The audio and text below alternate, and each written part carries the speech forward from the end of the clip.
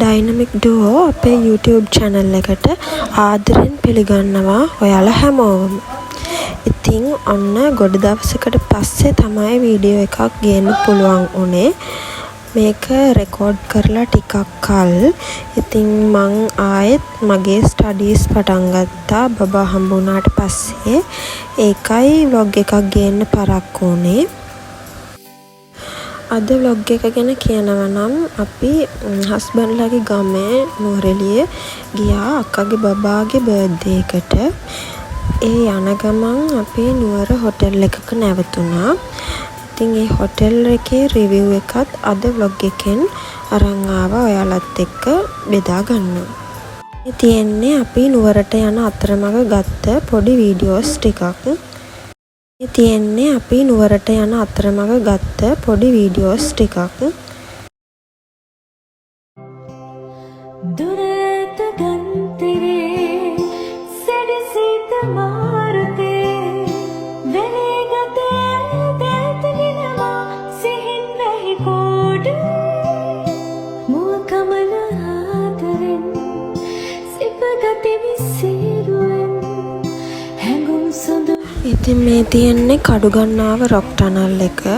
ගොඩක් අය දන්නව ඇති.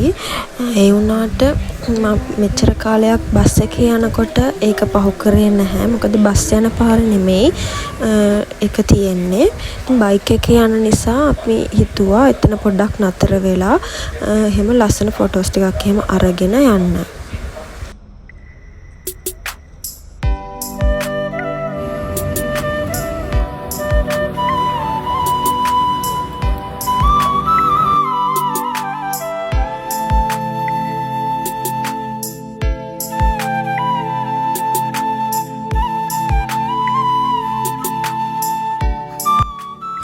මේ තියෙන්නේ අපි නැවතුණු හොටෙල් එක.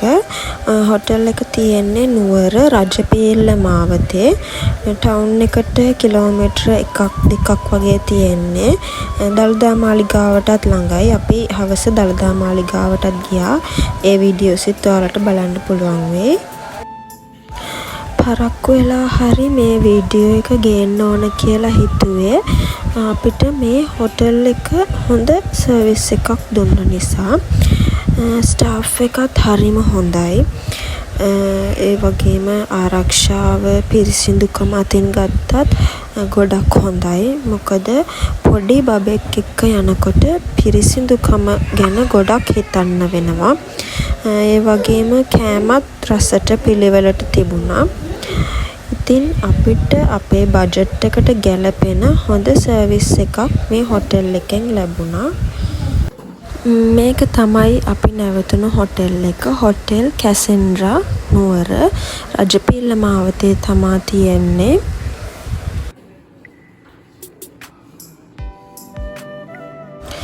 මේක තමයි අපි හිටිය රූම් එක. අපිට ට්‍රිපල් බෙඩ්රූම් එකක් හම්බ වුණේ. මොකද අපි බුක් කරනකොට ඩබල් බෙඩ්රූම්ස් ඔක්කොම බුක් වෙලා ඉවරයි කිව්වා. ඉතින් එහෙම එක්ස්ට්‍රා බෙඩ් එකක් තිබ්බා කියලා අපිට නම් ප්‍රශ්නයක් වුණේ නෑ ඇත්තටම.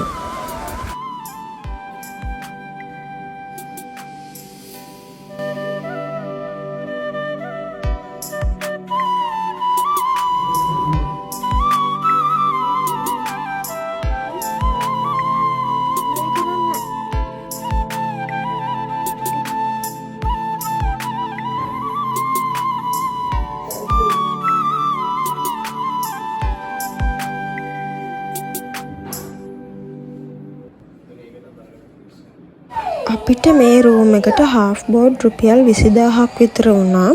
ඉතින් ඒකට AC බෙඩ්රූම් එකක්, ටී, කොෆි, වයිෆයි, TV පහසුකම් ඒ වගේම හොට් වෝටර් හා ෆ්‍රිජ් එකක් තිබුණා. ඉතින් මේ තියෙන්නේ ඒ මිනි ෆ්‍රිජ් එක.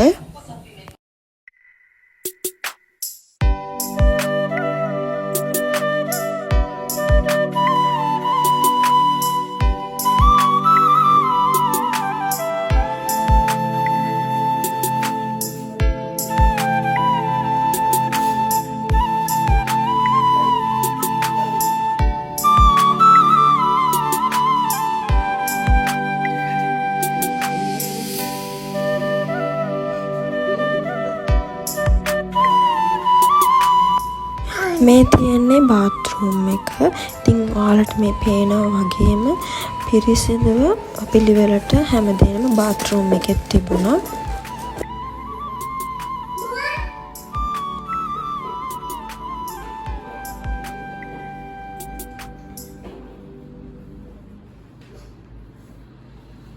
මම මේ හැමතැනම ඩීටේල් view එකක් ඔයාලට දෙන්නේ.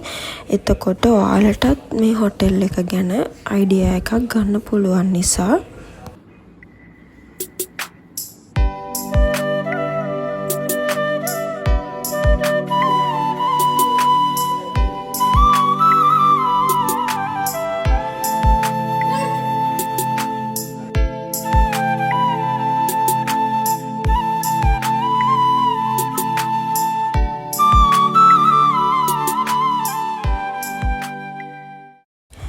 මේ තියෙන්නේ අපි දවල්ට හොටෙල් එකට ගිහිල්ලා ඕඩර් කරලා ගත්තු ලන්ච් එක.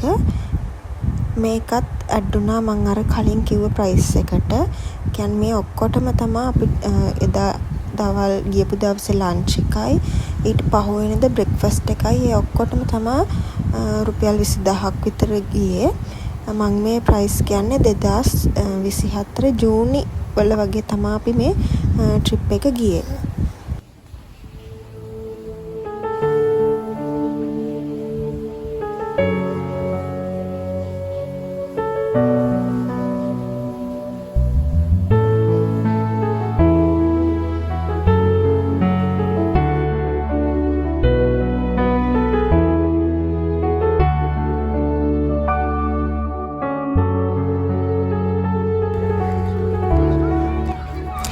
ඉතින් මං කිව්වනේ අපි හවස දළදා මාලිගාවේ ගියා කියලා.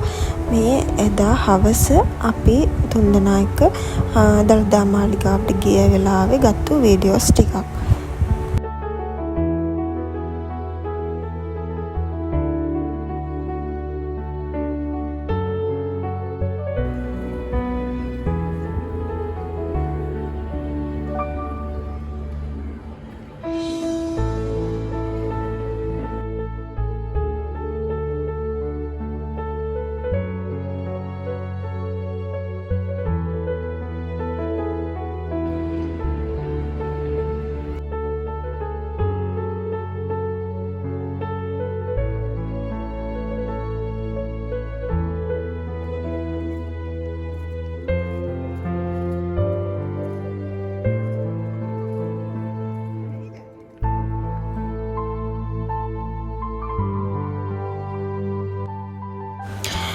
අපි එදා ටිකක් රෑ වෙනකන් දළදා මාලිගාව ළඟ ඉඳලා එදා රෑ කෑම ගත්තේ නම් අපි එළියෙන් KCC එකකින් අරගෙන පහුවෙනිදා උදේ මේ ආපහු නුවරඑළිය යන ගමන්.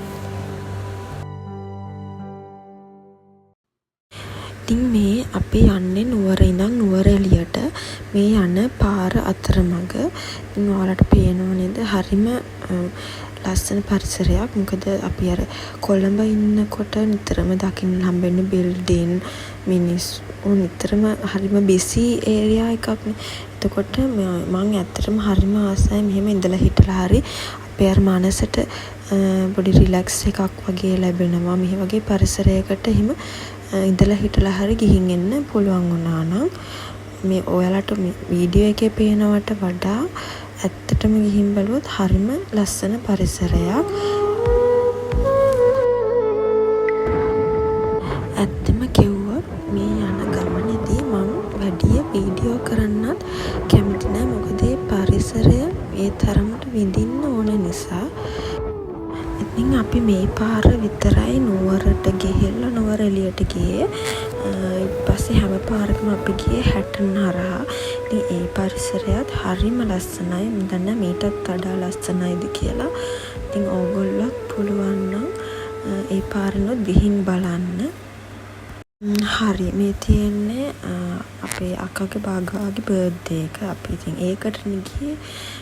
ඒ යන අතරමඟ වීඩියෝස් ටිකක් තමයි ඔයාලත් එක්ක ෂෙයා කරේ. අපි නැවතුණු තැන එහෙම. ඉතින් මේ බබාගේ බර්ත්ඩේ එක තිබුණේ නුවරඑළිය යාරා හොටෙල් එකේ. ඉතින් අපි ගෙදර කට්ටිය විතරයි. ඒකෙන් ලොකු පාටියක් නෙමෙයි. එනවාට අපි එදා දවස සතුටින් ගත කරේ මෙහෙමයි.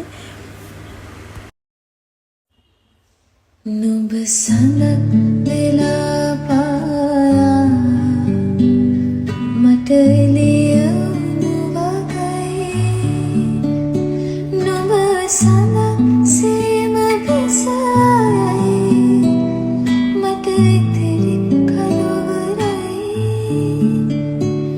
මට උරුමය පමණයි මා ඉතින්